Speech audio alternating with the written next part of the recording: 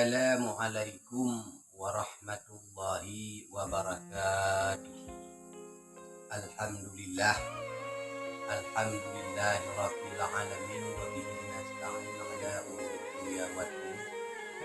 Asyhadu an la ilaha illallah wa asyhadu anna sayyidina Muhammadan abduhu wa rasuluh. Puji beserta syukur kehadirat Allah Subhanahu wa taala. Yang mana Allah yang berbahagia ini masih memberikan kepada kita umur yang panjang, insyaallah ya, dan hati, dan masih memberikan kepada kita kesehatan, kemudian rezeki. Jadi jangan lupa kita bersyukur atas nikmat-nikmat yang telah Allah berikan kepada kita. Amin amin ya Allah. Jadi kesempatan kali ini walaupun mencoba untuk berbagi sebuah ilmu yang sangat penting. Jadi ilmu ini sangat berguna bagi kalian semua, baik itu laki-laki maupun perempuan, baik itu pedagang, pembisnis, toke ataupun pekebun, petani maupun para pembisnis lain. Jadi ini sangat berguna bagi siapapun. Jadi dalam hal ini kedua akan membahas tentang masalah penjagaan bagi harta kita, yaitu untuk menjaga sesuatu hal seperti menjaga harta emas, atau menjaga sebuah kebun, menjaga buah, ataupun menjaga hal sesuatu yang sangat berharga bagi kita, yaitu kita tangkal jika nanti hilang, itu jika dicuri. Ini penangkal bagi yang mencuri. Jadi jika nanti hilang barang kalian, ataupun misalkan kalian menanam mentimun, jadi kita buat penangkalnya. Jadi jika nanti timun kita malam hari ataupun pada suatu saat dicuri oleh orang lain, maka inilah sebuah penangkal agar orang yang mencurinya tidak bisa keluar dari kebun kita. Oh, dicuri dimasuk.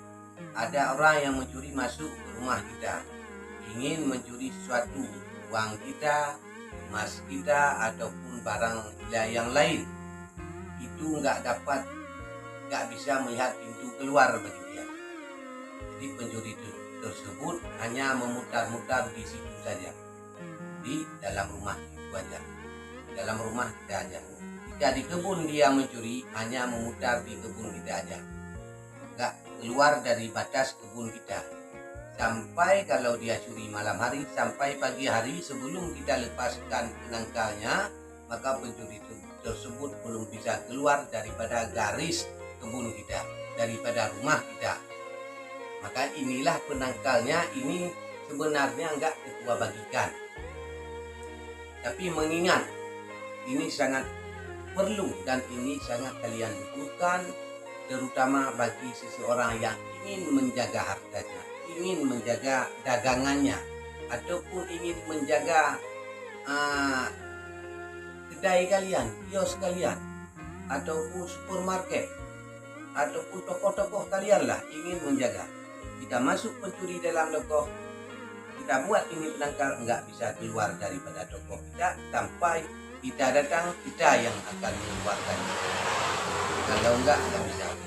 Jika misalkan buah-buahan jeruk kita tanam di kebun, masuk ke dalam kawasan kebun jeruk kita, jika dia sempat memakannya, maka masuk ke dalam purun enggak, keluar pun enggak, hanya tertahan di tenggorokannya, masuk enggak, keluar enggak, walaupun dia meminum air tapi enggak bisa masuk. Itulah fungsi rajah penangkal ini.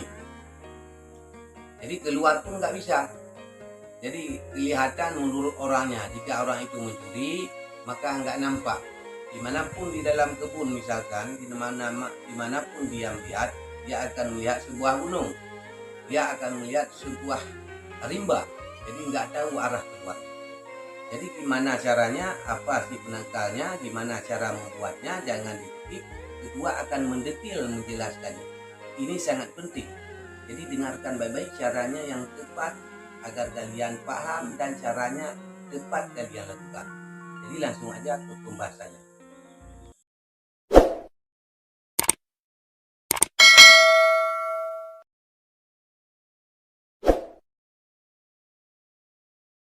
Alhamdulillah, kalian masih mengikuti menonton video 28. Bagi yang pertama menonton video 28, kunjungi channel ke-28, jangan lupa di subscribe. Dan yang sedang menonton, jangan lupakan untuk di like, jempol. Dan jika nanti kurang paham penjelasan ke-28, silahkan di komen di bawah. Dan mungkin jika ada ingin menanyakan tentang obat lain, ataupun ingin menanyakan masalah tafsir mimpi, ataupun ingin menanyakan kecocokan dalam perjodohan, boleh silakan di komen di bawah. Ataupun ada saudara kalian yang membutuhkan menurut isi video balapan ini, saudara family kalian silahkan di komen di bawah, atau silahkan di share kepada saudara kalian, family kalian, atau teman kalian yang membutuhkan, silahkan kalian share. Jadi gimana sih cara menangkalnya, membuat sebuah penangkal ini gimana caranya? Ini dengarkan baik-baik. Ini maklum, mungkin ada suara-suara kereta, maklum balapan berada di sebuah tempat dekat di jalan, yaitu di tempat rumah pemuda SKJ. Balapan berada di rumah pemuda SKJ, kantor pemuda SKJ.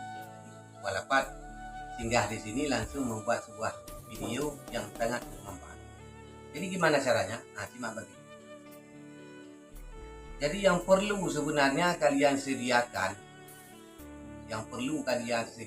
yaitu air kedap. Jadi mungkin kalian bertanya-tanya di dalam kepala kalian, apa sih air kedap itu? Balapan dan itu. Jadi penjelasan daripada air kedap. Air kedap itu air yang diambil di saat tenang tengah malam. Jadi ambillah air tersebut, air di saat tenang. Janganlah ambil air yang mengalir. Misalkan air di sungai yang deras, yang mengalir, jangan air itu yang kalian ambil, tapi air sumur yang di saat jam-jam 1 atau jam 2, di saat lagi tenang airnya nggak ada pergerakan, disitulah kalian ambil. Nggak usah banyak, 1 aqua aja sudah cukup. Jadi 1 botol aja sudah cukup, nggak usah banyak. Jadi pertama-tama, kalau nggak kalian sediakan ember di dalam tempat yang terang. Tampunglah air hujan di saat tengah malam. Jadi nggak usah banyak sebenarnya, yaitu 1 botol aja. Jadi pemahamannya, pertama-tama kalian sediakan air kedap 1 botol. Jelas? Kemudian sudah kalian sediakan air kedap 1 botol, kemudian kalian ambil wudhu dulu. Ambilkan wudhu dulu. Ini yang boleh membuat barang ini hanya cuma lelaki. Yang membuat air kedap ini, yang bisa membuat ini cuma lelaki, bukan perempuan. Jadi sudah berwudhu, kalian peganglah air di dalam botol tersebut tadi. Kemudian kalian bacakan seperti yang kedua bacakan ini. Kemudian sudah nanti kalian baca, kalian tiupkan ke air di dalam botol. Jadi tutup botolnya dilepaskan dulu biar terbuka. Jadi kalian bacakan seperti yang kedua bacakan ini. Berapa kali si kedua lapat? 33 kali. Nah, ini dengarkan baik-baik. 33 kali yang harus kalian baca, kemudian tiupkan pada botol. Apa sih yang harus dibaca? Bismillahirrahmanirrahim. Ya. Bismillahirrahmanirrahim. Rabbi najini minal qaumidh zalimin. Wa ma ramaitu idza ramaita walakinnallahu ramai walaibalil mu'minina minhul bala'il husna summum bukmum umyum fahum la yafqahun summum bukmum umyum fahum la yabsirun summum bukmum umyum fahum la yatakallamun summum bukmum umyum fahum la yatadzakkarun. Ya Allah, ya Rasulullah, diberkati Sayyidi Syekh Ja'far Shadiq, diberkati La ilaha illallah Muhammadar Rasulullah.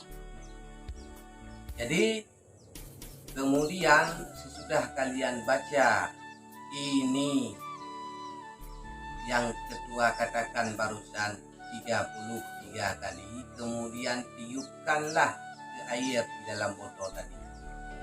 Kemudian sesudah itu, sesudah kalian sesudah 33 kali kalian siapkan ini, kemudian wafa ini, ayat ini kalian tulis pada kertas HPS, kemudian sesudah kalian tulis, kemudian kalian bakar, kemudian ambilkan abunya, kemudian masukkan abunya ke dalam botol air tersebut. Kemudian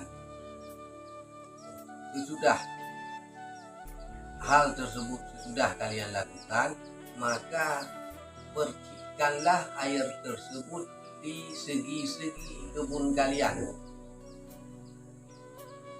Jika 4 persegi mana mungkin cukup, maka campurkanlah dengan air biasa. Air tersebut jadi harus melingkar kebun kalian. Jadi campur air biasa, mungkin ketua ambil boleh. Jika di rumah gimana ketua lapat? Jika kurang yakin, kurang cukup, maka campurkanlah air lain juga boleh. Jadi kelilingkan rumah kalian, jadi kalian percikan air tersebut, kalian siramkan di lingkaran rumah kalian. Kebun juga gitu, jika kurang cukup, nanti tambahkan air lain. Itu kapan kalian genangkanlah kalian siram air tersebut, kapan? Kan gitu. Itu yang kalian siramkan air tersebut pada malam Jumat, di tengah malam pada malam Jumat, saat orang lagi sedang tidur, nggak ada orang, jadi siramkanlah. Itu yang dapat katakan. Itu kapan bertahan? Itu bertahan selama-lama mungkin, itu nggak ada batas. Kapanpun masuk pencuri, ini khusus yang mencuri, ingin berniat mencuri ke rumah kita, berniat untuk mencuri di dalam kebun kita, dipastikan nggak bisa keluar pencuri tersebut sebelum kita yang mengeluarkannya. Jika makan sesuatu yang di tempat di rumah kita, makan nasi, itu masuk nggak dalam perut, keluar pun nggak, tertahan di tenggorokan.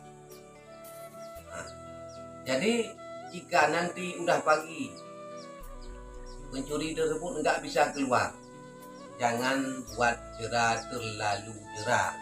Kita sesama manusia tidak boleh juga berbuat semena-mena. Jadi jangan berbuat semena-mena kita. Kita nggak boleh gitu. Ini nggak ketua sarankan gitu. Jadi jika berilah peringatan kepada orang tersebut. Jika udah pagi, maka ambillah air sedikit, maka bacakan doa tadi, ambilkan air 1 gelas, bacakan doa tadi yang ketua katakan tadi 1 kali aja kepada air, kemudian kalian ambil air tersebut, kalian basuhkan kepada muka yang mencuri, melepaskannya. Sudah kalian basuh muka, barulah dia sadar, barulah dia lihat. Jadi kalau udah gitu, pasti dia minta maaf. Jadi ketua harap kepada kalian, empunya rumah, empunya yang mempunyai kebun, maafinlah orang tersebut. Jadi yang perlu kalian peringatkan agar orang tersebut tidak mengulangi hal tersebut dan suruhlah bertaubat kepada Allah, jangan mengulangi hal yang sama. Jadi bukan semata-mata kedua membagikan ini cara ini untuk menangkap pencuri, untuk kita apakan, bukan itu maksud kualapat. Jadi kualapat, maksud kualapat hanyalah untuk menjaga harta kalian, menjaga kebun kalian, menjaga harta di dalam rumah kalian, di toko kalian. Ingin menjaga itu tujuan kualapat. Jadi jika dapat pencurinya, janganlah kalian berbuat semena-mena kalian. Jadi serahkan kepada yang berhak, ataupun ajarkan agar bertaubat, agar tidak mengulangi hal yang sama kepada orang-orang lain. Suruhlah dia bertaubat, memohon minta ampun kepada Allah. Itu yang kedua harap. Jadi kita sesama manusia harus saling memaafkan. Setiap manusia punya khilaf, punya kesalahan. Jadi mohon dimaafkan. Jadi sampai di sini penyampaian ke-8. Akhirul kalam. Wabillahi taufiq wa hidayah. Assalamualaikum warahmatullahi wabarakatuh.